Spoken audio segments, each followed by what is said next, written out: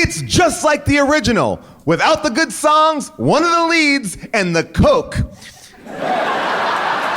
But hey, this one has a lot of car crashes and a kid. We saw Blues Brothers 2000, so you know what that means.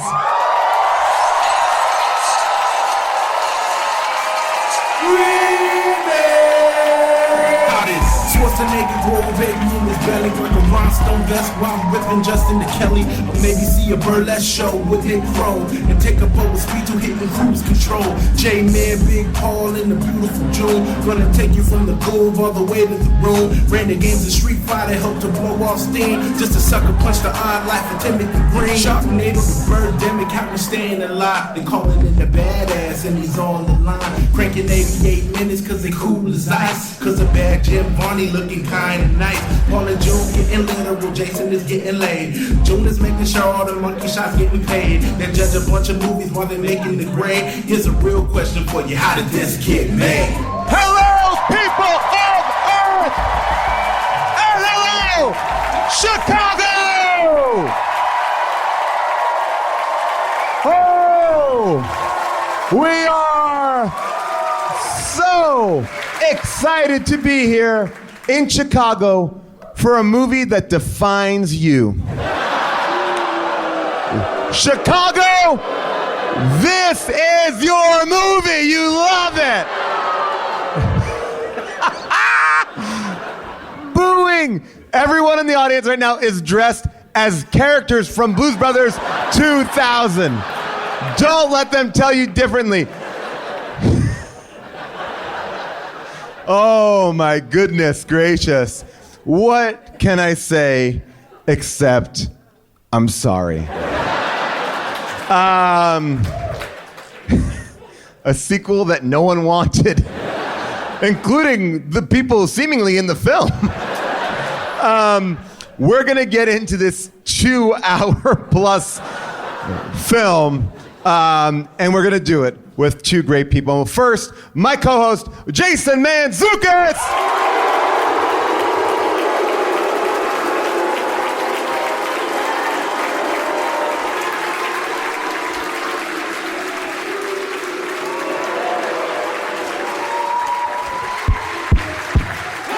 Jerks! How we doing, Chicago? Jason. Did I fuck your girlfriend? Is that why you made me watch this movie? Because this was trash. The year 1998. The movie title 2000. I remember you and I, Jason. Wish the Y2K virus had erased this movie from existence.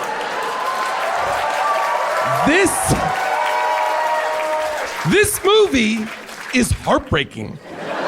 It is so long. And we were talking a little bit backstage.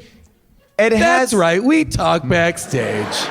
Now you know how the pod gets made. It has tones of Nothing But Trouble, another movie featured on this podcast. I think I coined the phrase backstage, it is Aykroydian, this movie. The Blues Brothers is, to me, a beloved film of its time. This seems somehow much more Aykroydian in a Nothing But Trouble kind of gross way. This movie has a kid in it who should be dead 10 different ways.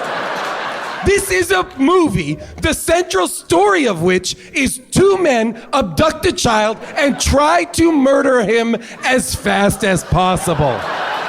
They are unsuccessful and sing songs. This is a hate crime? This is like unconscionable what they're doing. These men there's a child. There's an hour and 20 minutes of the movie where the kid doesn't talk. But he sure can Why dance. is he there? Well, for his bongo ability, of course. I hated this Jason, movie. we are going to get into Paul, it, but we I got to hated bring it. out... I hated the movie. I want to answer the question you're going to ask me at the end of the show. Yes. Would I recommend seeing this movie right now? No, the don't answer spoil is it. no. I hated this movie.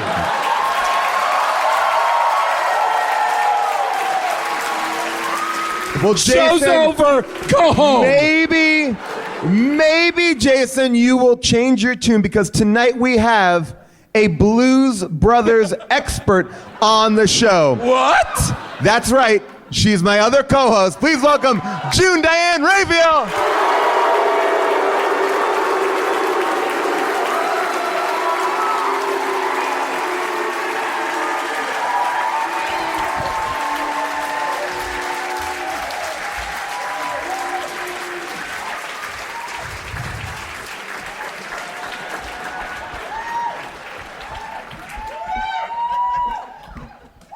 Hello, June. Hi, Paul. How are you? Very good. June, talk to me about the Blues Brothers. Are you a fan of the first film? Never saw it. Okay.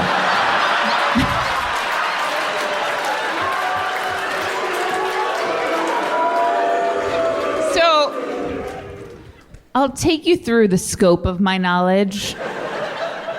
And I'm aware of the Blues Brothers. I'm aware of them. I've seen them in TV packages of the greatest, comedy bits and sketches and a lot of SNL, pieces. If you go to like a Universal Studios, they come and dance around a little bit. Yeah, I'm aware of them. Wait, what? Oh, yeah, they have a bluesmobile that drives around Universal Studios and they'll get out and do a little blues session, yeah. So another Like they'll pull up reason- right in front of the Wizarding World of Harry Potter and be like, bam, bam, bam, Gryffindor and that can't be right. No, they don't do Harry Potter. They don't do stuff. Harry Potter songs? Okay, No, good. but they are out and about. And I remember as a kid going to Universal Studios and being very excited to see the Blues Brothers just pull If you up. told me that Dan Aykroyd was actually there doing it, I would genuinely believe you.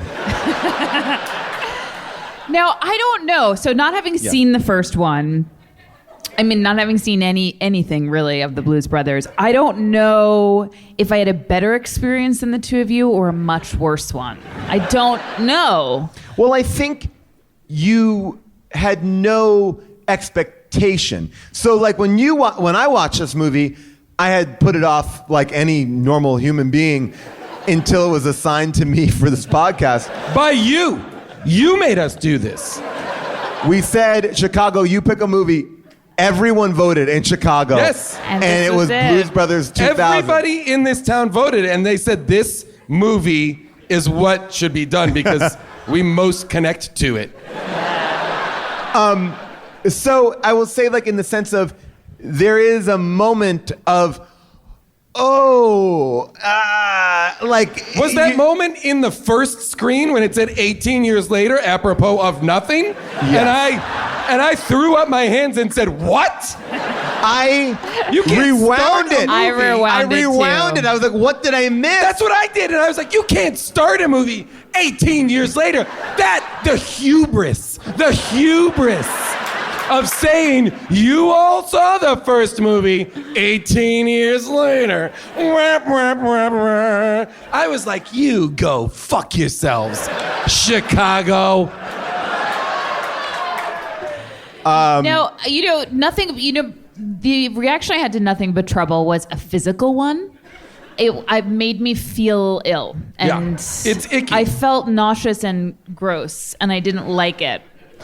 Well, yeah. Watching this one, I had the same reaction of like, it's coming, it's gross, it's so weird. Now, I watched it on the plane here, and I found the only way I could consume it was to watch it in 10-minute increments. Oh, that's so It was long, though. I know, but what I would You kept do... it in your life so much I longer. was so proud because I didn't have a pause choice. I didn't have a choice. I couldn't go for more than 10 minutes. I'd go for 10 minutes and then make that window little, and then respond to some emails, see what's going on in the news, look at Instagram, just get out of that for a second, and then I would head back in. One of the only experiences where pouring yourself into Instagram is more satisfying than what you are doing. My watching of it, I was like, it was one of the first times ever I watched a movie completely undistracted to how this get made movie. I was like, I am in, and if I just commit to being here, it will be over sooner than if I keep on stopping it. And I remember, and I was like, oh, it's almost over. And I was like, I'm doing it. And I never stopped it. And Paul, there was 2 hours long. Why do I feel like that's also the description of the first time you masturbated? 3 though. 3 hours. Doing it. Took 3 hours. I watched this movie. I watched the first half of this movie, and I said to Paul after dinner last night, I've got 45 minutes of this movie left. Didn't watch it. Got up this morning, put it on. I had an hour and 15 minutes left. I was devastated to learn that I had more than I was so mentally prepared for 45 minutes, and then I'm out. I had an hour and 15 minutes. I was heartbroken. I literally was like, I might jump out the window instead. This movie, and I was thinking about it, I was like, how can I compare this movie? I was like, it kind of feels like someone's like, hey, you want to have Dan Aykroyd over for dinner? I'm like, oh, that's a cool idea. Yeah, that would be fun, talk to Dan Aykroyd. And then he comes early. You're like, oh, that makes me feel awkward. And then like he's gonna go in the kitchen too and like kind of add his own spices to things. Like, all right, that's a little weird. No one else is able to talk at the dinner. And then he like holds court in the living room and he doesn't leave and it's like 2 a.m. and you're like, come on, Dan, let's go. Let's go. And he's like, maybe I'll sleep over because I'm a little too drunk to drive. I'm like, all right, and then you wake up the next morning and he's still there. He's like, I made breakfast, but it's like pancakes with eggs in it. I don't like it. It just felt like that. Yeah.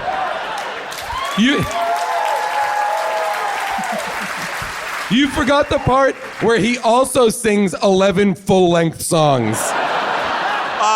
Not a verse, chorus, and a verse. 11 full-length songs. I felt so resentful.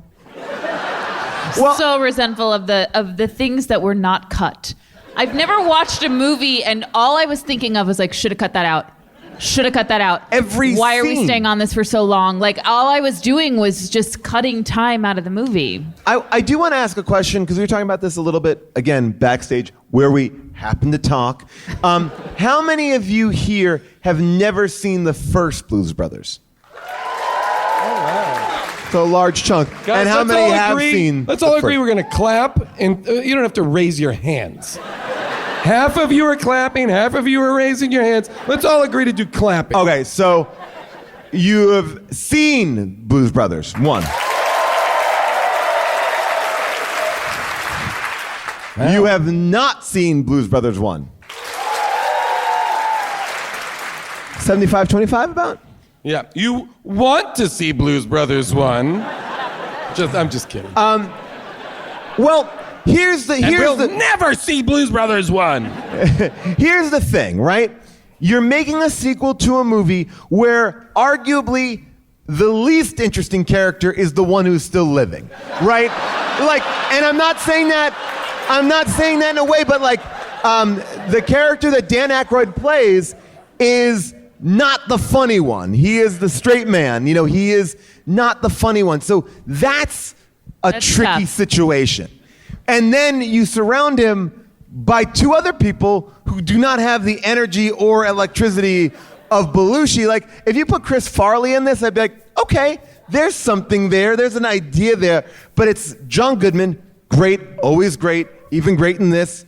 But, okay. And then Joe Morton, great, always great, horribly miscast in this. And also, like, for the majority of the movie is one of the antagonists. You could say that Dan Aykroyd's effort to replace John Belushi was to cast John Goodman and a child. And I will tell you something that makes this movie all the sadder. So Dan Aykroyd owns the House of Blues, performs a lot as the Blues Brothers with Jim Belushi. Great actor Jim Belushi. Oh no! Chicago, what? Oh! And Jim Belushi. Wow. Not a big fan of According to Jim here in Chicago. Jim Belushi said no. They are performing together as the Blues Brothers. Dan Aykroyd goes, let's make another movie. He goes, no. So at that point, if you're not dissuaded by the fact that your partner has passed, that you were a duo, and you want to continue, then the person that you're doing the thing with says no, and you keep on going. That's what this movie feels like. Too many people said no, and he said, nah, I got this one. Yeah. This movie is disrespectful. It is.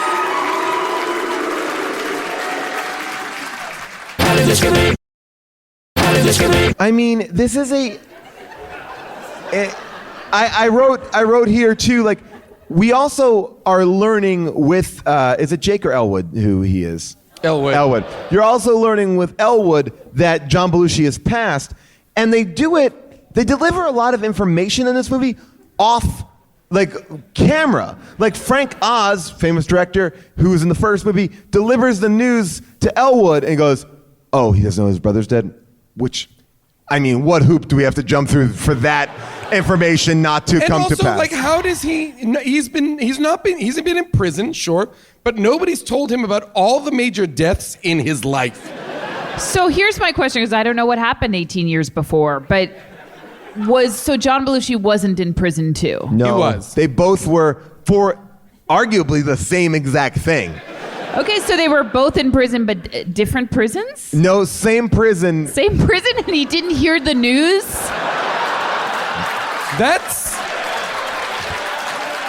I think this movie hypothesizes a world in which Jake was released, and then Elwood still really? had time. In that 24 hours he was waiting for the bus? Well, no. I think. Why does he have to wait?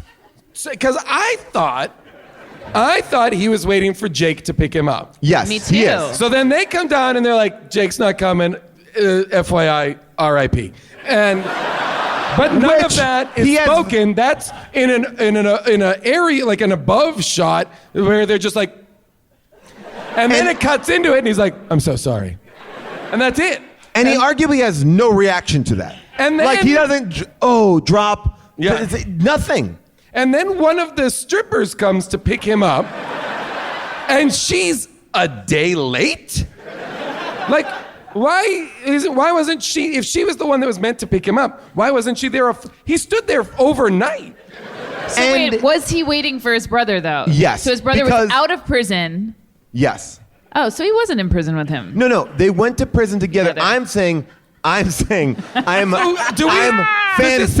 the idea that Jake was released earlier. Why? And then Does died Elwood outside? have bad behavior? What? Did Elwood have bad behavior in prison? I believe he might have. Why did Jake get out and Elwood not? Well, here's what I would... Because if it's me, my presumption would be that Elwood would get out early and Jake would be like in a lot of trouble.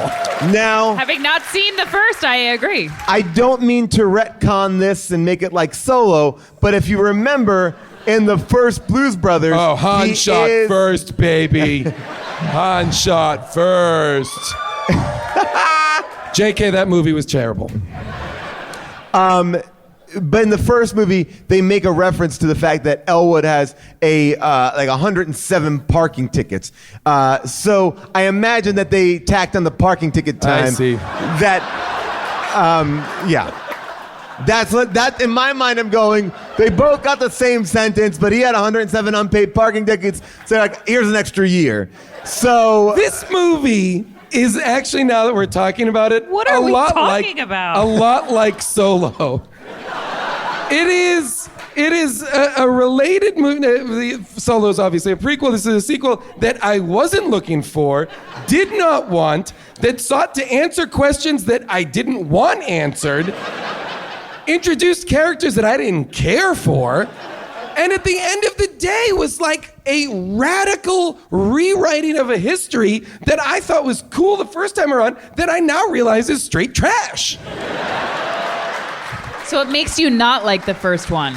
No, I still like the first Okay. one, but I mean, like... Well, the first one is so simple, right? The first one, the idea is Jake gets out of prison. They got to get They're the in band. prison again in the first Well, one? Jake is in prison. Elwood's picking him up. This movie is a photocopy of the first movie, but doesn't make any sense. So the first movie, the idea of the first movie is Jake gets out of prison. Elwood picks him up. They go back to where they were raised in that orphanage, which you see the exact same scene essentially. And they're like, they're shutting us down. You got to raise money. So to raise money, they get the band back together to perform a show. They get the money into the county bursar, but to get the money in there, they create one of the biggest traffic accidents, craziness of all time, and they go to jail. That's the movie in a nutshell. But they do successfully Save the orphanage. What is the plot of this movie? He gets out, he goes to the orphanage, she's like, Steals mentor a young child. boy. He steals a child, transports that child across state lines, forces that child into labor. The child has He doesn't a fully furnished bedroom in the trunk of the car. It's so That's not lazy safe. to... No. It's so lazy to the way they deal with him. What's his name? Scribbles? Yes. The Let's just say answer for the rest of history is yes. His name is Scribbles. Scribbles. I know it, but I'm not going to tell you because Scribbles is literally Way. infinitely better. I wish the kid's name was Scribbles. The movie would be watchable if every once in a while they said, "Where's Scribbles?" When the strip club burns down and he says, "Where's Scribbles?" Or if they're like, "Hey, get Scribbles a PB&J at the strip club." Also, Scribbles don't eat that. Well, the strip club, I mean...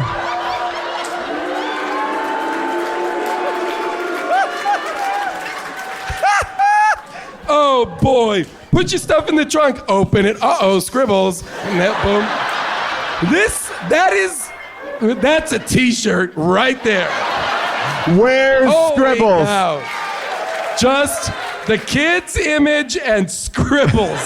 Holy shit. How about it just like the Blues Brothers, but then you just put like Scribbles in the center, like Blues Brothers and Scribbles. Here's the thing. From now on, in all of history, if you can't remember anyone's name, Scribbles.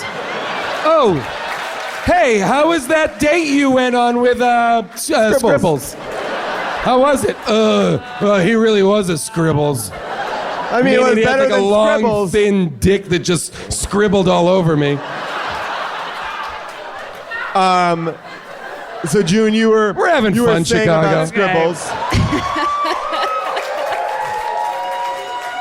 So, and by the way, his name may not have been Scribbles, but it felt like Scribbles. That's what I heard. But can we just talk about this? Like, oh yeah, go Yes, ahead. but what I was going to say about him is they go to such lazy lengths to show he's like his welfare is not endangered. Like they keep on showing him falling asleep in the back of that car as though we're supposed to be comforted by that. Or it's like, I don't know if it's comforted or it's to make sure we understand, don't worry, Scribbles won't talk in this scene. If you're worried, right. If you're worried Scribbles about where he asleep is, that's true. In the back, while the car is on fire in a hoop-de-hoop, or underwater, wherever they are. This car is all but launched in space with a stone-cold child in it. I thought at the end, I was like, the only way for this movie to make sense in the ending is for that police chase to happen and the car just to lift off and go into space like fucking E.T. past the moon. Well- and I was like, and it would have made sense. And I was upset that it didn't happen. I was like, it would have made perfect sense if the car launched up and they just lived in space. Blues Brothers in space. Well, Joe Morton does. Joe Morton flies into the sky and is transformed by the blues into a blues brother. His police uniform is replaced with the suit and the glasses and the hat, and he comes back down and everybody's like, okay, cool. He invoked the calling of the blood. They have just seen magic. Literal magic. I'm not talking Harry Potter, like, sort of magic, like fantastical magic. I'm talking like a man that the spirit of the blues lifts him out of the tent. A hole is created in the tent that he can go through. He goes all the way up into the sky. I don't even want to continue talking. I'm so angry. I wanna just quickly go back to the beginning and just also show, because you said lazy writing, and it made me go, this is a perfect example of it here. This is in the beginning of the movie. I can't watch a lot of clips of this movie. This is where the stripper comes and picks him up. Here we go. Here, Well, don't look, June. It's all Aykroyd right now. It's full Aykroyd. So here it is. Stripper pulls up. Right? They don't say anything. She doesn't say a word. You keep the lights for a second. They doesn't say a word. It's next transition, night. Now, I'm going to hit play again. I have not done any editing here.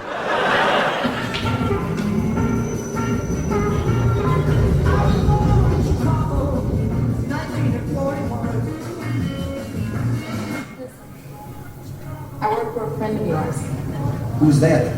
Your old drummer? Will you pause for a second? This is what I want to show. Like, how long have they been driving? that's what they from day to night. That's what I'm How saying. long have they been driving? And he just was like, she pulls up and he was like, okay. And it's not until here. This scene hypothesizes they've been stone cold silent from day to night when she first drops a little piece of information here where she sets up the plot. Like, So when she pulls up at the prison, you might be, and because they just cut straight to this, you would presume, he knows who she is, and he gets in the car and we find ourselves here. Great. But she is only now explaining why she was there to pick him up. Jason, may I even say to you that when you have the camera set up on the side of the road and she pulls over, why not just go, hey, I'm friends with your friend the drummer. Yeah. Get in. Done. We shot it already. All she needed to do is shoot 20 more seconds. One. Got it. Done. Great. It's in the can. We don't even have to shoot this scene. Yep. Oh, yeah. Oh, this movie's full of that nonsense. I also feel like at the beginning of the movie, you care so little. Well, again, not having seen the first one, but for Dan Aykroyd and for John Goodman, I didn't care about any of these characters. And for Scribbles. Well, And I felt really resentful that they start parading around strippers in every scene in the first 15 minutes of the movie to cover up the fact that we don't care about our leads. Well, I wrote down this question. I want to ask you this question, June. What are the personalities of these people? Like, how would you describe Elwood? Like, what type of person is Elwood? Which one is he? He's Dan Aykroyd. Dan Aykroyd, yeah. He's a maniac. He's not a well man. I mean... But is he? I mean, what do you get? So at one point I thought, he's grieving. Got it. And that accounts for like this insanity and this His sort grief. of rants. Yeah, and this mission he has. I mean, to answer your first question though about the plot of the movie, I don't know what it is. I don't know what they are trying to do beyond get back together. I wrote it down, and this is what I was able to piece together. Because 2 hours, and none of it is plot. And I'll just add, they don't all get back together. Well, not even Joe Morton, but just everyone in the band but Joe Morton, they get back together at minute 50. That's unacceptable. Here's the other thing I'll say. The way that he gets people to join his cause is by ruining their lives. Like, he goes to the strip club, and the guy who's the drummer says, I got a good deal here, man. I like what I'm up to. I don't want to I don't want to put the band back together. Dan Aykroyd gets his place burned down by the Russian mob, and the guy's like, all right, I guess we're on the road.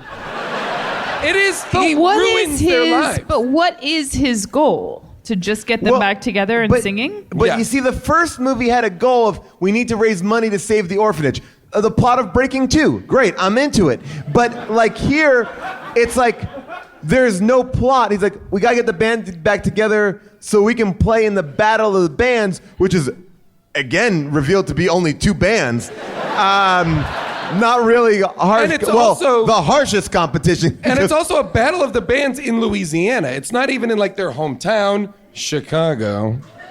And it's not even like a or for hometown money. thing. It wasn't for money. It wasn't for anything. And the kid, when introduced to him, Scribbles, doesn't seem to be like, I love the blues, or I like music, or I'm a musical kid. There's none of that. There's no arc with them as there's nothing. They learn nothing from each other. No, it's crazy. They barely speak to each other. Genuinely, they barely speak to each other. Their relationship is deeply problematic. Scribbles and Aykroyd. Yeah, there's a scene at the very end where they have a sentimental moment together, and I felt the music changing, and I felt that we were going there, and it was really scary.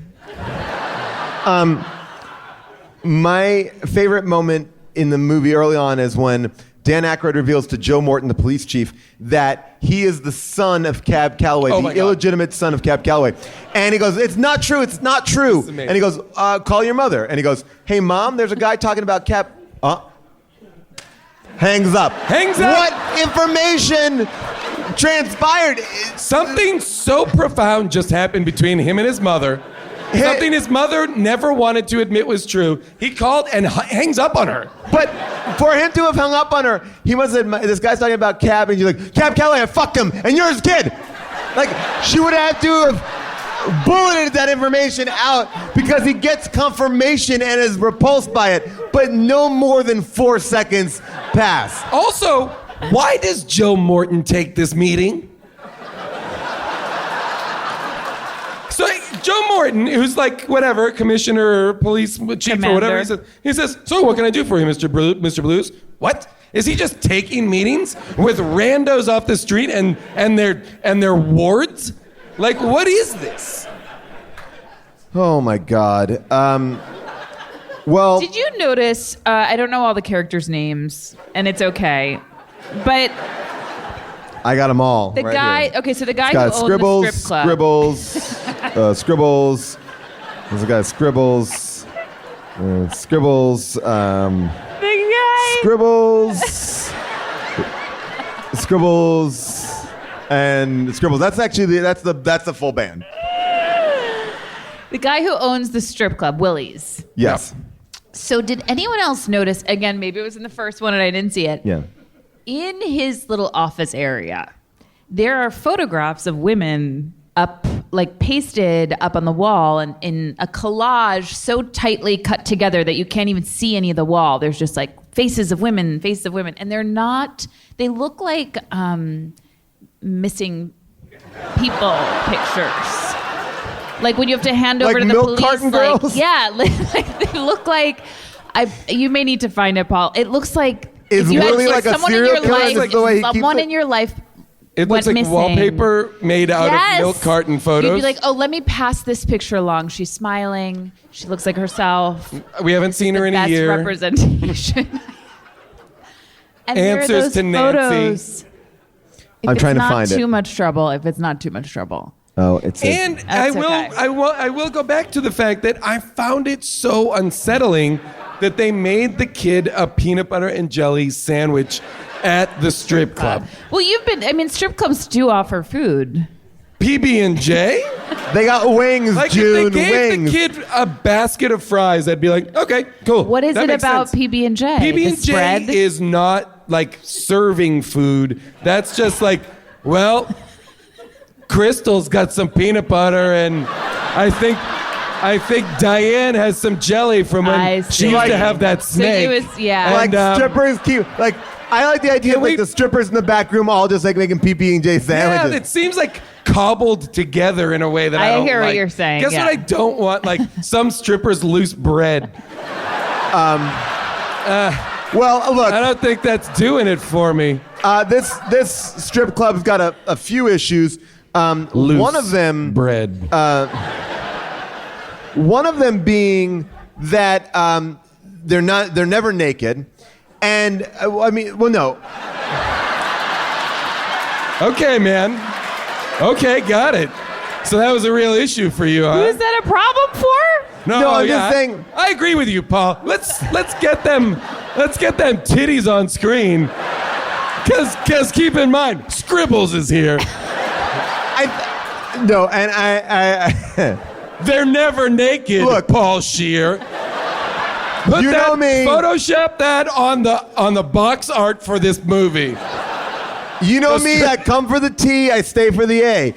And no, I think what I think about it is like, it's so trying to be an R movie that is also a PG movie. Like, we'll go to a strip club that looks like the worst set, like on a Disney sitcom. Like, it's so bad. It's called a stripster club. And I thought, oh, that's weird. And then someone goes, oh, you're a stripster club. I've never heard that as a term. The Russians called it a stripster But club. it also, on the sign, it says stripster. That can't be true. No, I wrote it down and I rewound it. If that is Stripster. true, honestly, if that Stripster. is true, the show is over. I'm going home. It is stripster. I'm not swear. kidding. I will straight walk home right now. I will try to find all of this. Because I And saw find it the photos. I saw in the subtitles that the Russians called it a stripster club, and I was like, these dumb fucking Russians.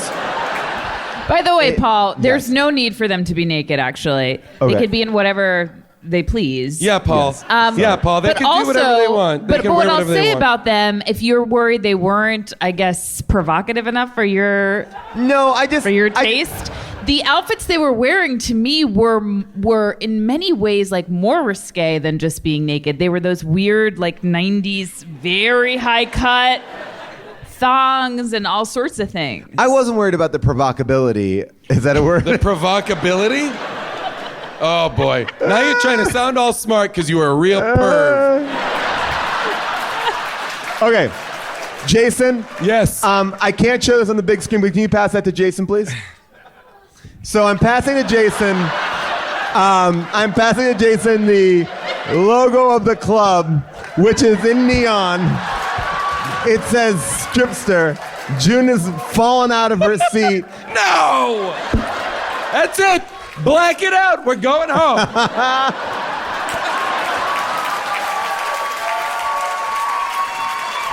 Thank you, Chicago. This has been great. The show is over. The series is over. It's a wrap on How Did This Get Made? You did it, Aykroyd. You broke the show.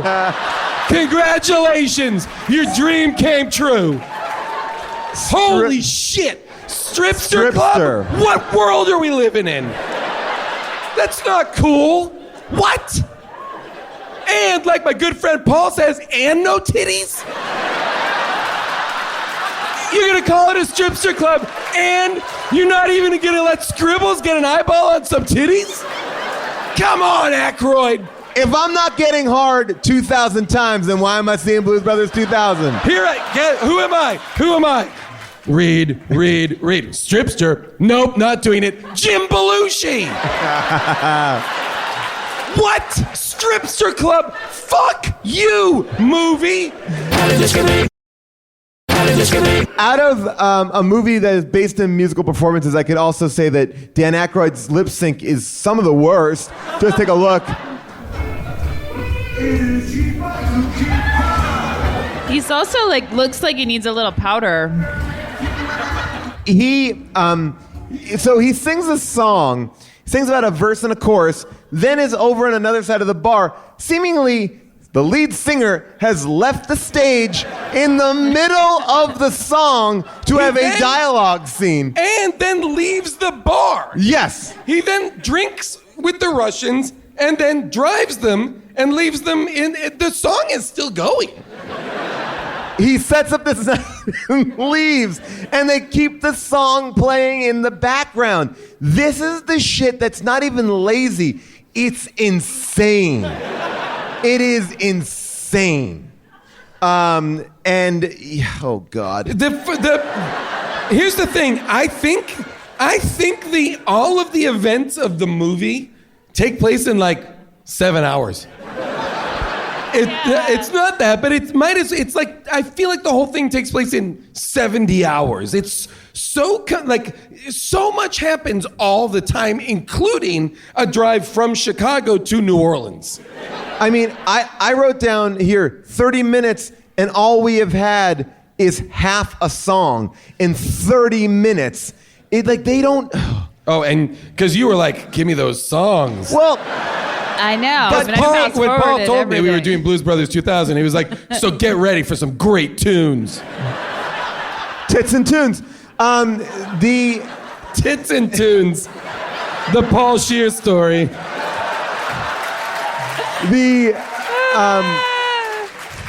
But the idea, but you would think all right, well, the plot's terrible, but at least they'll have some good numbers.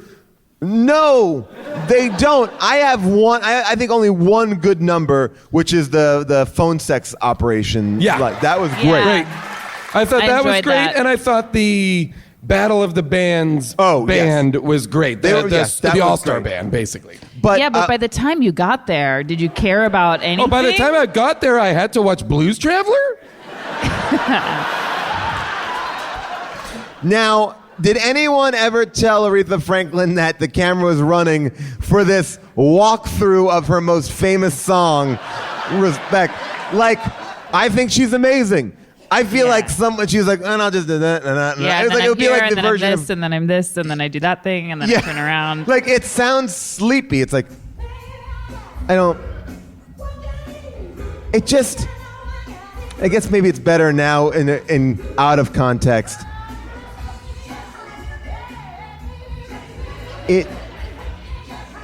I guess the problem with this is that in the first movie, she does the exact same song with the exact same situation, and it's awesome. Wait, no, it's not What's- Respect? Oh, it's Think? Oh, Think. It's Think, sorry. Sorry.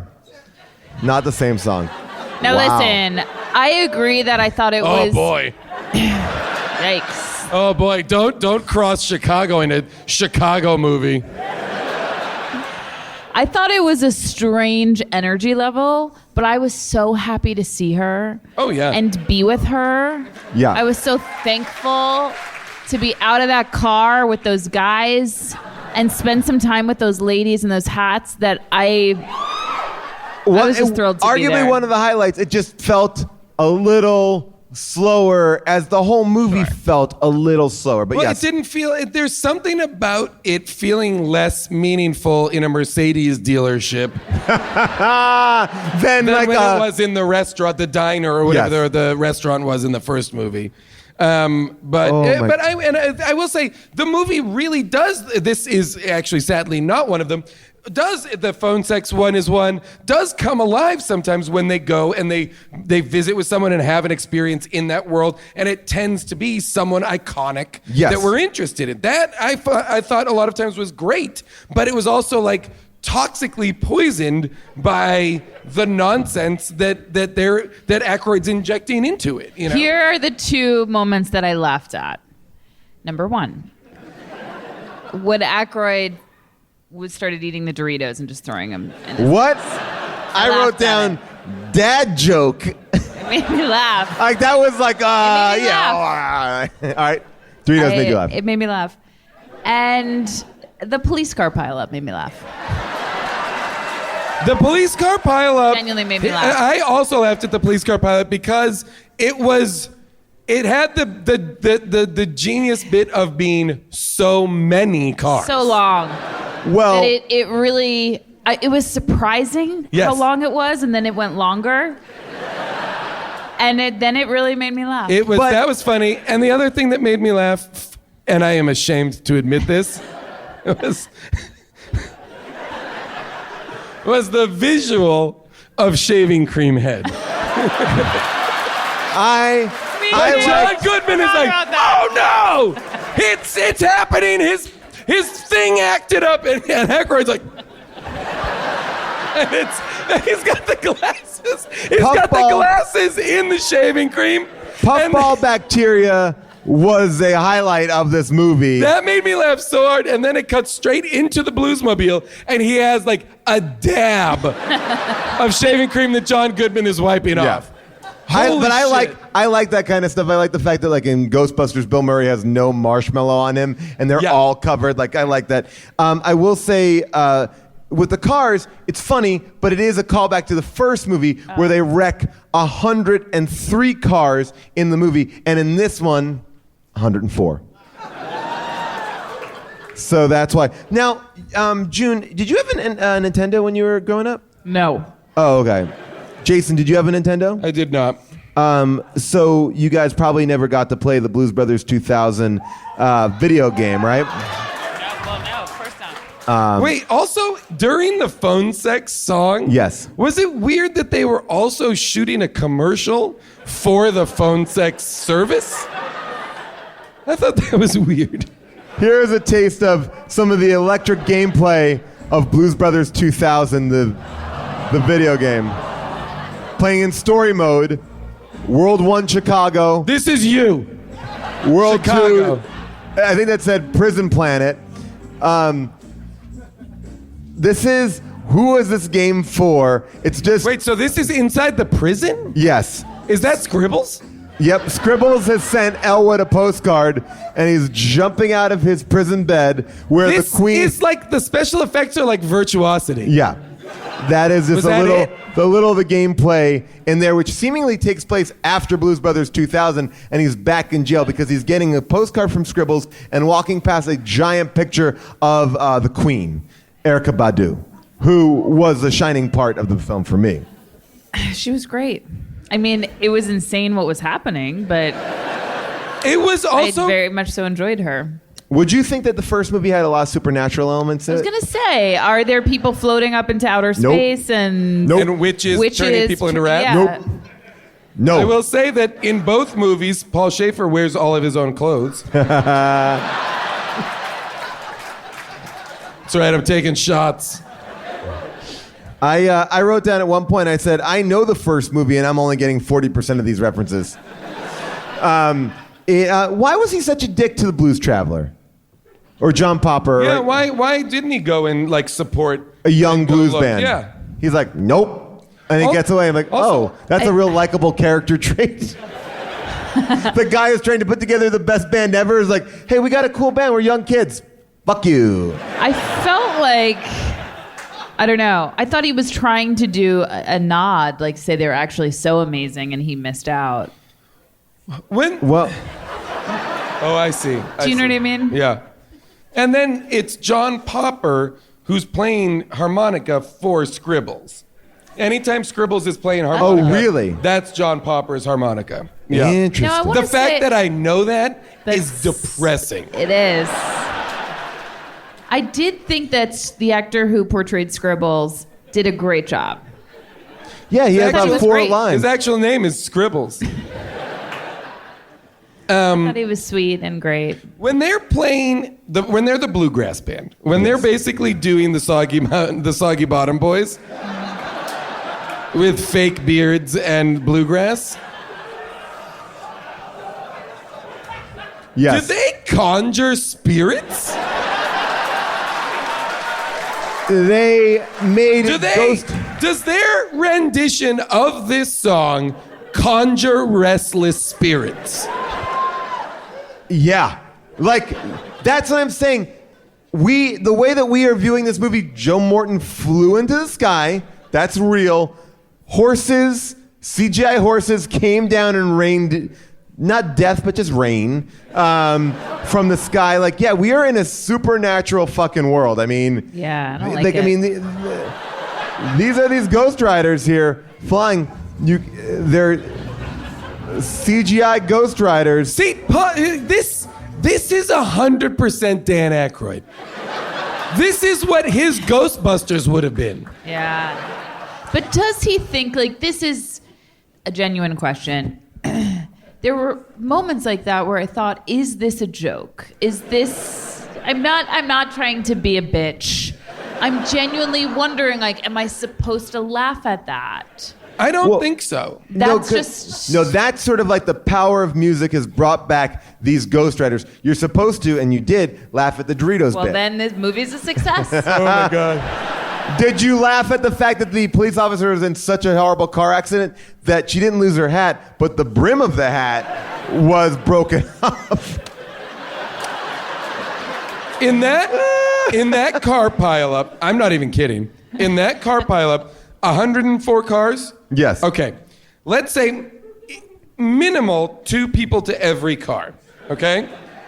There must have been over 210 dead people because of that pileup. Not a single person should have survived that. I'm okay with those people dying because at any point you would be like, oh shit, there's a 20, a 40, a 60, an 80 car pileup in front of me. I'm going to slow down. You're saying that no one at any point Saw it. hit the brake. Like, I see Not some. only that, they are launched into it as if somehow there's a ramp leading up to the car pileup. And in the first movie, when cars were launched, they were flying off a bridge. This one, they were on like, the cheapest thing is like, we got a road outside of town. Yeah. We'll launch these cars. I mean, they were just I half expected Merle Haggard to come over the thing and be like, well, looks like these Blues Brothers got themselves into quite a situation. And for like Roscoe P. Coltrane to come out of one of those cars.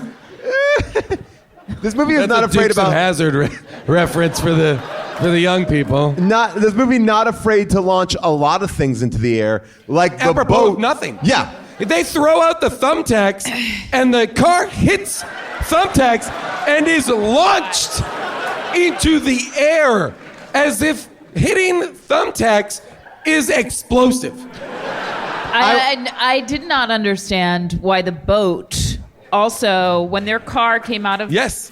a lake. Yeah. Drove We gotta talk about the into car lake is also and a then drove submarine. out of a lake. Roll up your windows. And then the car gets. See, in that moment, was I supposed to laugh at that? Was that the right response? Sadly, I think yes. Yeah, wow. I think that is a joke. Oh, okay. You know the joke that I laughed at the hardest? There's one shot of the car, and the owner of the strip club, Willie, is literally laying on the like in the back window, like his body. His body's like shoved in there. Like it made me like. It wasn't called attention to. It was just an overhead shot. And he's like, oh, I could probably fit up in that ledge. And it wasn't the kid. It was Willie. Yeah, because By the the way, kid though- is on a lap in the front, front seat. But sitting that's on the the- lap of a stranger Yeah. in a car full of strangers. Now, Paul, I did find you in that very position once when you got locked out of our home. Well, what? No, but to be truthful, I put the car seats down. All I know Wait, is whoa, what? Wait. Okay. If you don't think we're going to unpack this. Wait, you were locked out of your own home. Were Yeah. you, locked were out you of our own inside of it? home. I was inside, and I woke up in the morning, and Paul was not there. And I had June a is a complete heavy panic sleeper. So I knocked real loud. I went to the bedroom window and knocked on that window. I tried to get around the At what front. time? Like 1 in the Midnight-ish. morning? Yeah, midnight one. Okay, Yeah. got it. I did even a thing where I climbed over and tried to get in through a way that I know how to get in. That didn't work. And so I was like, well, I'm So here. what I find out is the next morning I wake up, Paul's not there, and I completely freak out. I look at my phone and I see a series of texts, and I'm just scanning. Like my eyes aren't even reading what I'm looking at. I just see the last one that says, I'm in the car. And then I raced outside to our driveway, and Paul had a Prius and was... In the trunk. I had put down the two Trunk. back seats and made it into a bed and then slept in the trunk. with like a the Prius. towel, with like a beach towel over A him. beach towel and a sweatshirt for a pillow. What? It was so disturbing. That And- is harrowing. Oh my God. And I had to Drive not... to a hotel. Thank you. There were so many. Drive to a hotel. Drive to your house. Drive to No, Rob don't come to Hubel's. my house.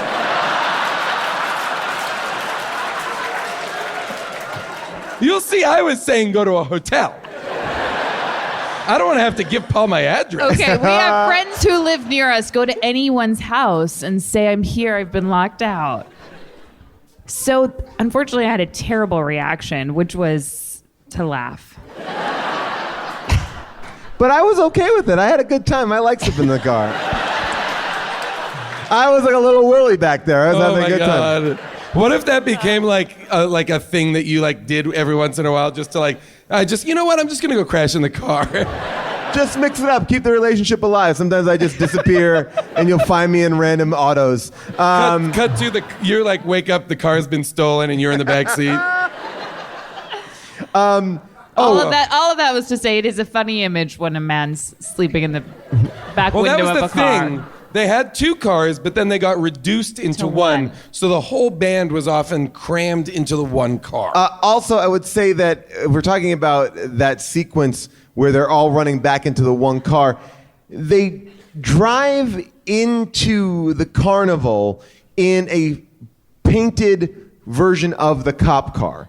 Then they park that. And then through a series of circumstances that we don't see, nor is anything alluded to, the next we see car go, okay, go ahead. Next scene, they're in a flaming car in a hoop of fire.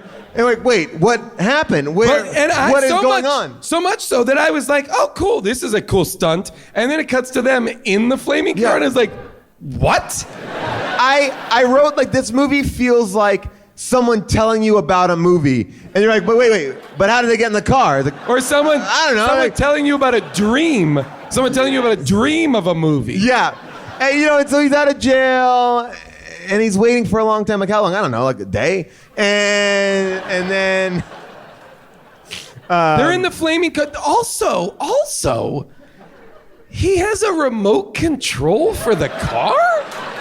At one point, he's on stage singing, and he pulls out like an RC remote control from Radio Shack. That he has no visuals on whatsoever. And he drives the car up to where they are so he can pick them up. To do that, he must have plowed down 100 people. Dozens are dead. I would have loved it if there was a death count on the bottom left-hand part of the screen throughout the entire room. Ding, ding, ding, ding, ding, ding, ding, ding, ding. They are also they're being chased by Joe Morton and his police, and also the Russian mob. And everybody. By the way, I will say the Russian mob played so tastefully, so smartly, like a really organic. It felt like that Viggo Mortensen movie. I was like, wow, I'm getting this in a just way different subtle way. stuff. Why? I have a question about this. Why? What was the scene? Okay, full disclosure. I watched part of this movie ×2. Which I didn't even know was a thing. Interminable to watch. So I ×2'd it. Why were they I wish you had shot us a text and let us know that was possible. Yeah. Why were they at the Russian mafia funeral? Oh, because their friend runs the funeral cemetery. Oh, right. Okay. The ponytail runs the funeral, so he just happens to be having a funeral for the Russian mob? For the nephew. nephew that died that we didn't see because no one died in the car accident. Because when the car does do all those flips, they specifically say no one got hurt. I thought that his nephew passed at Willie's. Oh, in the fire? In the fire. Maybe. Oh, that's so let's be clear. Elwood Blues has abducted a child, forced him into labor, and taken him across state lines, and has murdered a man.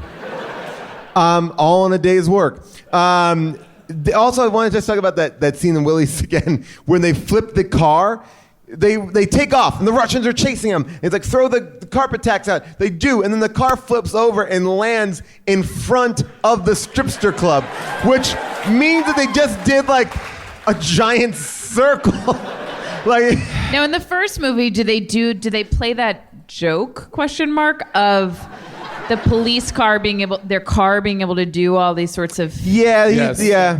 All right. That thing where they slide into parking spots really got overused in this. That's from the first one. I was going to ask, what it was the car that they get? Is that from the first movie? I was wondering that too. Are we meant to believe that's the original car? Yes. It's just been in BB King's lot the whole time? No. Wait, it's not? This guy's saying no. Because when the cop pulls out the sheet of paper. Yeah. Hey guys, everybody shut up. We're listening to this guy for some reason. We've decided that he's the audience answerer. He sounds like he knows what he's talking about. He's got a backwards baseball Hold on. hat, guys, so he must know what he's talking about. Here, I'm going to give you the mic just because I won't be able to reach you. Here you go. All right, pass it. This is the first level. Wow. Whoa. This is... Paul, why now? Paul, you are in a position of weakness right now. Why would you do it now? If we call more attention to it, it might go bad. Here we go. When the cop pulls out the fake printer paper and it makes a terrible rip sound, her screen says 1990 Ford whatever the shit car. Okay, so it's not the same car. Okay, Thank you for respecting the By microphone. Thank you. A thoughtful, Thank you. brief answer. And also, Great. Well done. I appreciate and I'm also fear, like, how you watch this movie so intently that you saw dot matrix printing, and Did you I freeze frame applaud on it, that? and I'm sorry. Like, you took time to read in this movie. Hey, well, you know, he's talking about reading. I've now been interested in watching movies in subtitles, and I noticed. I only do that. A couple of things in here too. When like they're singing in the song, like, you know, one of the singers goes like, "Woo!" and they kept on subtitling it. Whoops. Whoops. And that made me laugh. And then at one point, Why are when you they're reading these in subtitles? because I just like it keeps me focused on it. And then the other one was when they pull into the Queen's palace. He goes like entree, and he goes merci, and they just wrote speaking French. Like the simplest French. Like whoever was doing closed captions was like, fuck it, speaking French. That made me laugh. And now, as we have a few shows here in Chicago, I've found so many like closed captioning people like, fuck this. Like so many weird choices. Great to see James Brown again.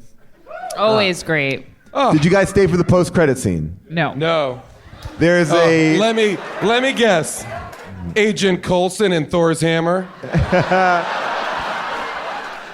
there is a post-credit scene that is so long. It's James Brown. We're not going to watch it, but it's James Brown doing a full number. Oh, that's great. I'm into that. Yeah, full number. With the capes and everything. Yeah, Great. the full 2 minutes at the end if you want to check it out. Oh, I would like that. Yeah, and it's a great, you know, I don't know where this fit in the movie, if it ever fit in the movie. And then here, a little ad, Universal Studios, you know. What? It says, I will give everybody here money if they go to Universal Studios and ask for Babs. that is a callback from either Blues Brothers or Caddyshack, is it? where they also put that in there. Oh, too. okay, then just Yeah, or Animal House, So right? you don't get anything. Animal House, yeah. Disregard. All right. That's a John Landis joke. Oh, John Landis. All right, let's get into the crowd. Maybe talk to them a little bit, see what they have to say. I don't know, Paul. I don't know. Let's see what we got here. Hold on. All right, here we go. Sir, your name. One thing they could have added to the Blues Brothers that, like the car flying up into space, that would have felt organic but is insane. This may be an impossible task for you guys. Just something insane that could have happened. UFO, Bigfoot, whatever. You got here. So your name, you're that, and your question. My name is Skip. Okay. The Bluesmobile on a roller coaster. What's your real name? Great. That sounds made up. You nailed it, by the way. Bluesmobile on a roller coaster. Great. And when the boat. Your name's not Skip. Is it Skip? It really is. It's your God-given name is Skip. My parents' given name is Skip. Yes. Well, Wow. Wow. Security, get this heathen out of here. The Roman centurions will take you away. All right, Skip. All right, Skip. What do we you just got? take? We just take questions from anybody with a weird name now? All right, Skip, bring it. So when the boat flies up in the air and then lands on the white supremacists, they're then at the Queen's dance at the very end? Uninjured. Yeah. Did they not blow up, or did she revive them? What do you guys think? Well, Yeah, she then turned them into rats. So I don't think she had any great fondness for them. I was surprised by that as well. I felt like the movie was saying they will be punished by blowing them up for their beliefs. And I was also shocked, Skip, that they were alive. I didn't hear that response. It was awesome. You didn't miss anything. What? All right. But again, if we're talking about laziness, why not put a bandage on Daryl Hammond's face? Yeah. Like, oh yeah, he's a little hurt. Like, just give me something here. What? I mean, we watched the boat fall on his face. Yeah. He literally was like this. Looking up. So it's impossible for him to live. And they also didn't need to be at Erykah Badu's place because they're only there for 2 seconds and then they get turned into rats. Your name, your unbelievable thing, and your question. My name is Adriana, and I was kind of hoping that there'd be more connection with the Queen, and maybe like she had brought them there, and there'd be like a moral and some kind of like fairy tale type thing at the end. Like maybe that would have been. Yeah, That sounds lovely. The Battle of the Bands is super anticlimactic because they're up against the best band of all time. They've also been turned into green zombies. They perform, and it's the end of the movie. There's no reason. They've learned nothing. Remember when they were zombies? And that was like part of the movie that we all watched? All right, your name, your unbelievable thing that could happen in the movie, and your question. My name is Dan. I'd like to see some vampires in the scene with the zombies. Love it. 2 quick Russian questions. The first is, would the movie be better if the Russians formed a blues band to compete in the Battle of the Bands? Yes. Second, Wow. I would have loved that, Dan. And I want you to understand right now, this second thing better be better than what you just said. Yeah, you're right now in right now, such a you can rare sit down air. a champion or you can go for a broke. Do you want to double down? I'll double down. He's Dan Aykroyding Okay, it. Dan. He's Dan Okay, Aykroyding Dan. it right Here we now. go. Here we go, Dan. Okay. Okay, Pulling okay, okay. Aykroyd. All right, what do you got? Number 2. Speaking of Aykroyd, did you catch the Russians talking about drinking vodka out of a skull? Yeah. Yeah. Dan, you did it. I caught it, but who cares, Dan? You should have started with that and ended with the other. Just saying, Dan. The reference that he's making there is that Dan Aykroyd has Crystal Skull vodka. That's his vodka, so that's why he was promoting it. Okay, sir. Did that exist at that time? No. Yeah, Dan. Oh my God, the Yeah, audience has Dan. It murdered didn't Dan. exist at that time. Also, audience Skip, murdered shut him. up. Okay, come over. All right, your name, your unbelievable thing, and your question. Go. My name's Noah. I think it'd be unbelievable if they revealed that Scribbles was John Belushi reincarnated. Ooh, yes. I love that. I love that. thing Or I was wondered- Belushi's son or something. Yeah, that could have been a good one. I just wonder, when I think of New Orleans, the 2 things I don't think of are Albert Einstein and King Kong. Yes! Yes! I couldn't figure that out at all. I just wondered if anyone else noticed that they were so prominently featured on the stage. My at the presumption was, is that an actual place that has those things that they just used? You know what I mean? That's what I couldn't figure out. I was also like, okay, King Kong, oh, Louis Armstrong, okay, cool. And Einstein? All right, well, Paul's running up to the balcony. Don't you fucking look at us. All right, I'm here. us. Don't even look at us. I'm here in the balcony. Whoop, whoop. All right, okay. Paul, be safe up there. Be careful, Paul. Remember I'm seeing from the entire band from the Blues Brothers. All right, sir, your name, your unbelievable thing, and your question. Will, and maybe they could have went to some place more exciting. Okay, sure. And That's your unbelievable thing. Will, we're off to a great start. JK, this is awful. My question is, why were Illinois cops going across state line to chase him? Wait, what was it? What did he Why say? were Illinois state cops going across state lines? And yes, Great and question. also, how were they able to be there so quickly?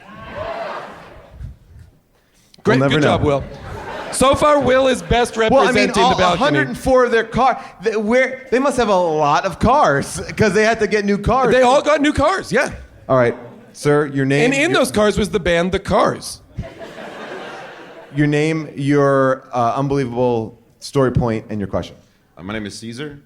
My unbelievable story point would have been what you said, where they go off into space. Okay. But there was like a Belushi in the constellations.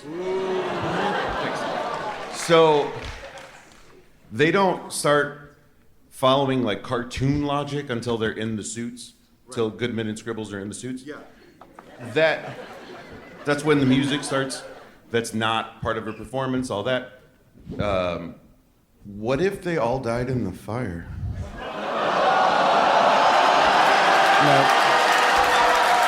Caesar, I know what you're doing. I see what you're trying to do. And I mean, is this a Jacob's Ladder scenario? I think not. I think not. All right. It would explain why the car flipped out with those carpet tacks. I don't know. It seems like this is Elwood's fantasy. He never got out of jail. Never got out of jail. Oh wow. So do you think like if this movie, if there was a subliminal shot at the end of this movie that was just Elwood in an electric chair? That would make Caesar some sort of genius. But at this point, without that, Caesar is just some balcony monster. All right, ma'am, your name, your unbelievable story point, and your question. My name is Michaela. My unbelievable point would be the gray hot dog from Nothing But Trouble. And my question is, at one point in the movie, they say all the lawmen from 2 states are waiting on that bridge. So what's happening in those 2 states that don't have any cops? Yeah. Are they experiencing a purge scenario? I would love it if they made a Purge movie that took place during the 4 hours. Well, we're also talking about a chance to open up the Blues Brothers ECU, right? Our extended universe, right? So it's sort of like, let's get in there. What's going on in different parts? Where's Scribbles now? He's older. What happened to Willie after the movie? Scribbles is now quite a bit older. Ma'am, your name, your unbelievable story point, and your question. Hi, my name is Sarah, and my story point is when they go under the river in the car and he says, hold your breath. Yeah. Maybe the car actually fills with water. Well, he said roll up the windows. No, he did say hold your breath too. Yeah, no, he said, how long can you hold your breath? It was weird. But no more weird than the rest of the magical realism that is a part of this movie. But why would you say how long can you hold your breath if that's not part of the thing? If there's no water rushing in, yeah, I get it. It would be like me going like inviting someone over to my house and going, are you afraid of heights? But I live on a 1-story house. That car... And it's like, yeah, I could ask you that question. It has no bearing on what's about to happen. When they are in that car with a child, it is riddled with machine gun fire, driven in a loop-de-loop while on fire, submerged in the water, and driven across the bottom of a lake or a riverbed. It is... They are actively trying to kill that child. And also, he's been gone for a full 7 days. Yeah. And the nuns don't do anything about it. The nuns are at a week. The nuns are like, we should tell the police. Maybe call them, maybe. That orphanage should be shut down. And why would they ever hand Scribbles over to Dan Aykroyd? I don't think they did. Got out of prison. Well, they said you should mentor but him. Even but that, why would you Jason, say that to he's the last person who should mentor him. He's not even off parole. He literally left it. Hey, guys, don't get mad at me. Jason, he's a maniac. I didn't. Okay. I did write that part of the movie.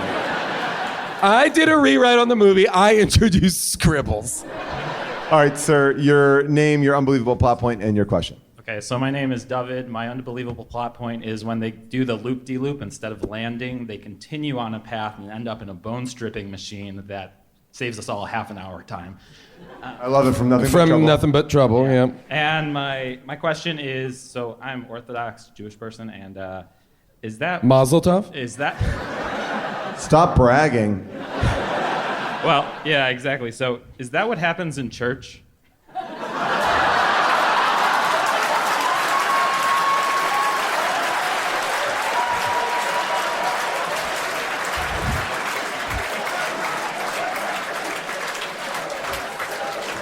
Yes.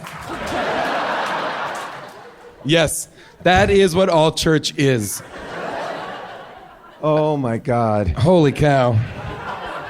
Well, we're really barreling through this movie, and obviously we have had a lot of opinions, right? Now it's time for second opinions. Well, 1 and 1 is 2. 6 and 2 is 8. Come on, baby, this movie wasn't great. Hattie, hey, baby, don't you wanna go? And here's some second opinions in Sweet Home Chicago. Give it up for Lindsay. No.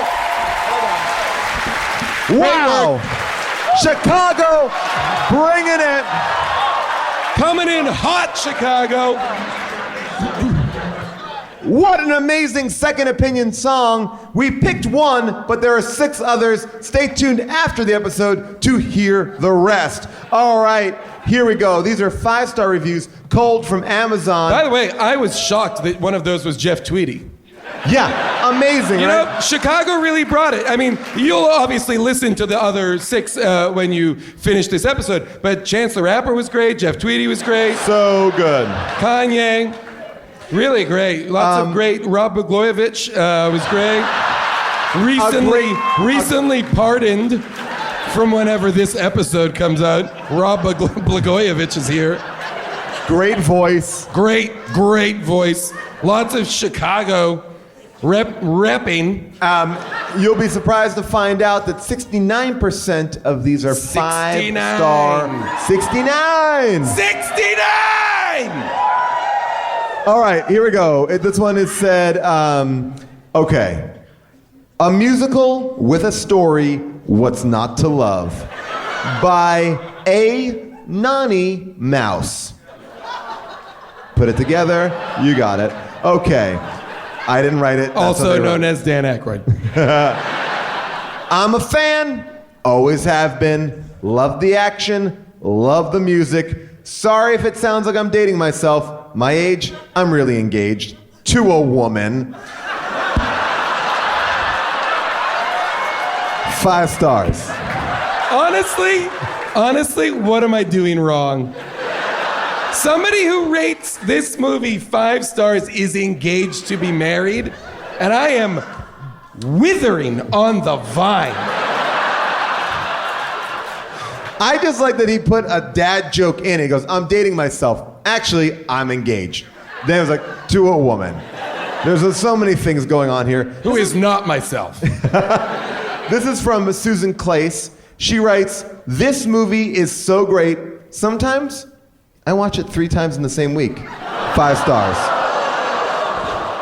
How? Oh, Susan. Oh, I'm worried. That's like, honestly, that is evidence that can have her against her will committed to an institution. That is enough to have her committed against her will. I just want to say this next review is not written by me, but it's by R.J. Nobleman, and the title of the review is Excellent, a Real Thriller. And it goes on to say, great movie. Aykroyd was excellent, but the best cast member was actress model Shan Johnson, the exotic dancer. The model, actress, former Soul Train dancer is a rising star. Paul, I'm going to stop you right here. Superb. Why did you tell us at the beginning that this wasn't written by you? I was confused until this part of the review, where, without letting us know, we might have thought this was you. Paul, you gotta be cooler than this, man. Let me talk about Shan Johnson. This model, actress, former Soul Train dancer is a rising star. Superb. I hope to see her in many, many more movies. She is the next J-Lo. 5 stars. Well, here we are, 18 years later. By the way, I thought she was great. Sure. I have nothing negative to say. It's an odd takeaway if your entire review is focused on a character who has arguably like 4 minutes of screen time. Sure, in a 2-hour, 15-minute movie. Yeah, I mean, but besides that, does a great job. Wow.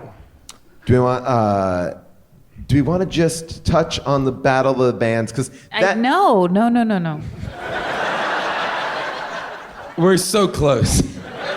We're so close to being in bed. All right. So, yeah, I mean, I fast forwarded that whole part.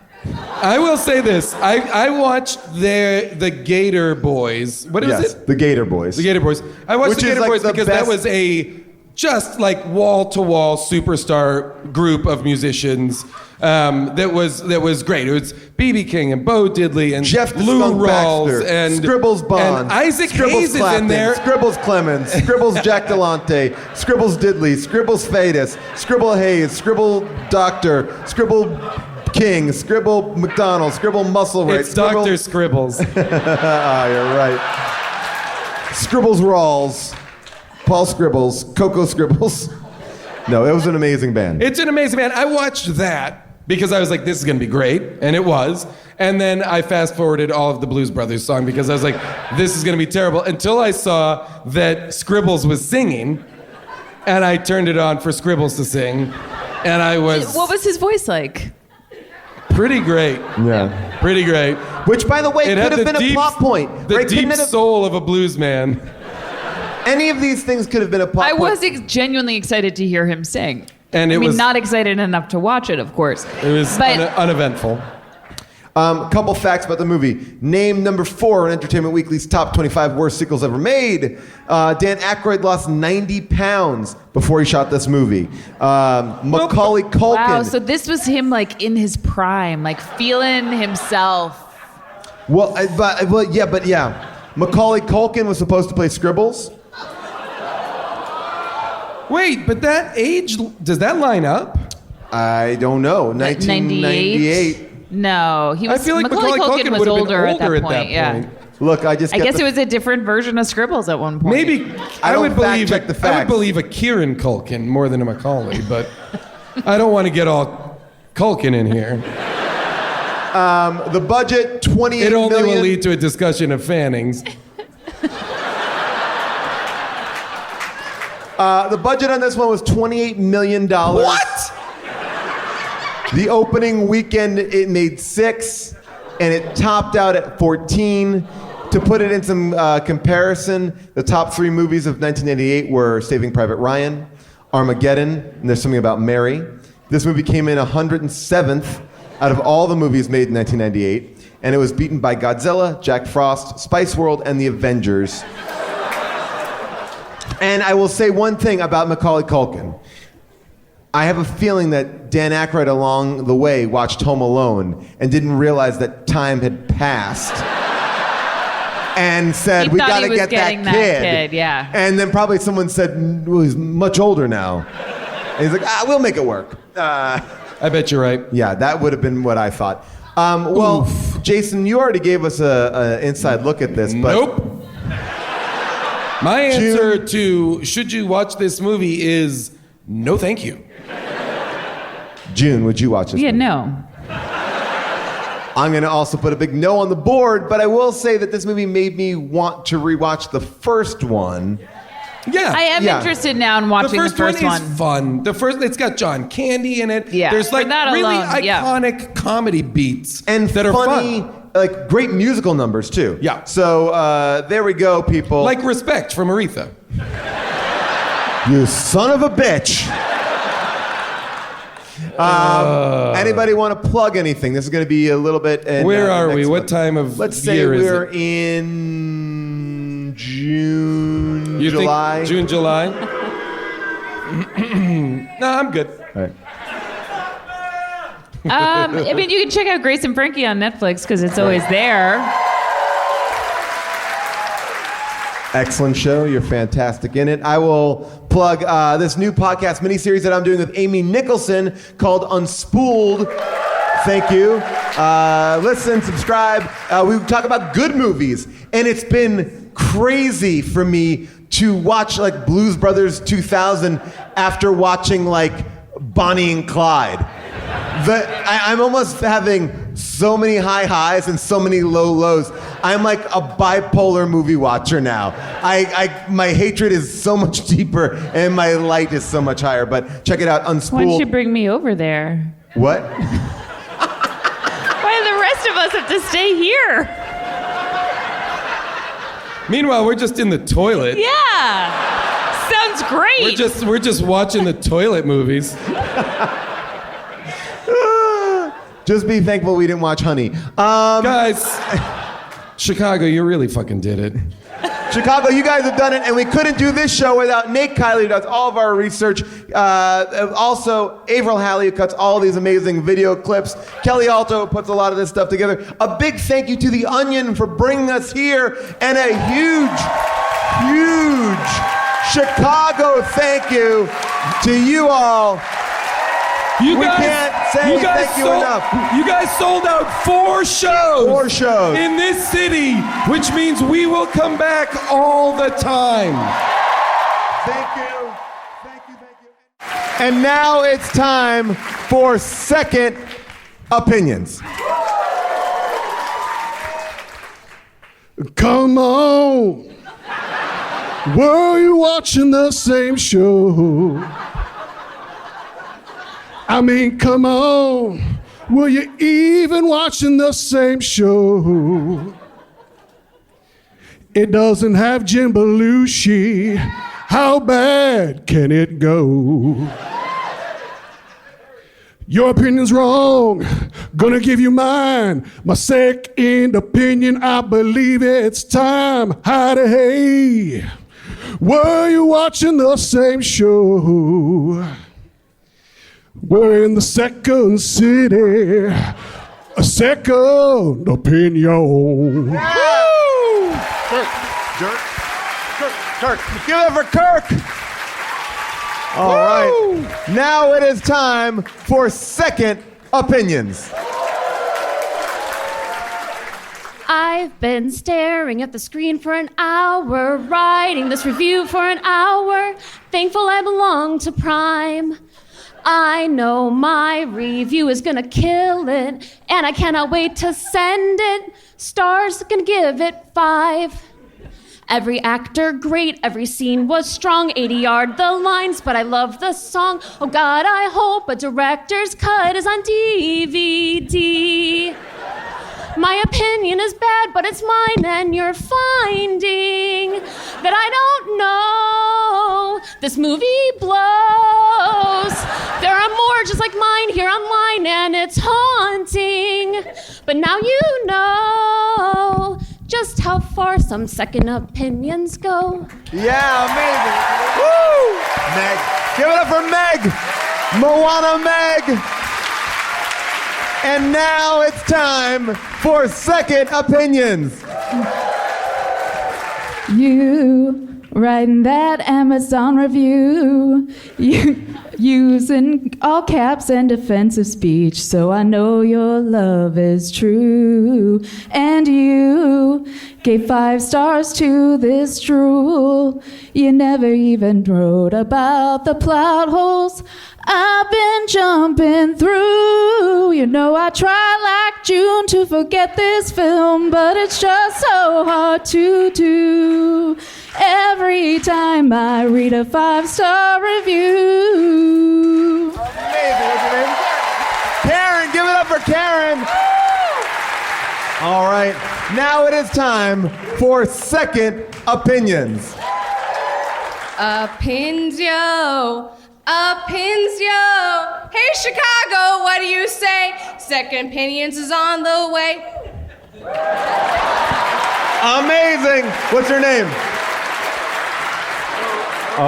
No touching, Jason. Don't do it. I didn't like it. All right. Now it's you're the video. Okay, great. This will be fun. Well, all right. You know what? We'll have you go last. Okay, great. And now it's time for second opinions. Woo! You better think about a 5-star review. Great, think about how did this get made? Oh, Jason, June, and Paul. It's podcast. Jason, June, Paul, and Scribbles. Second opinion. Amazing. Give it up for Emily. All right. It's a very it's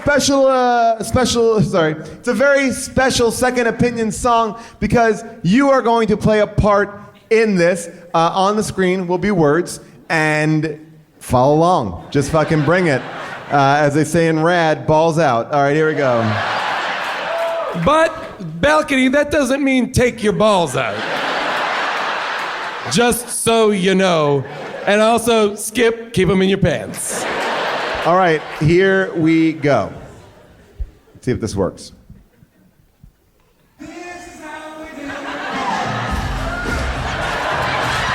Second opinions. It's second opinions. It's second opinions. It's second opinions. This is how we do it. It's Friday night, and it's time to write. Time to share with the lovely person. So I put it on my laptop and I boot it up. Don't like this, Don't give up. Just rate it. Read my review and you will be persuaded. This is understood. This movie's good. Alright. Just because I watched it when I was high doesn't mean that you can try to deny. But it's stars on Amazon.com. Or throw your hands up and you can discuss how the hell did this get made? Yes! Woo! Second opinions. It's second opinions. It's second opinions. La da da da da da da. It's second opinions. What's your name? Give it up for Sarah.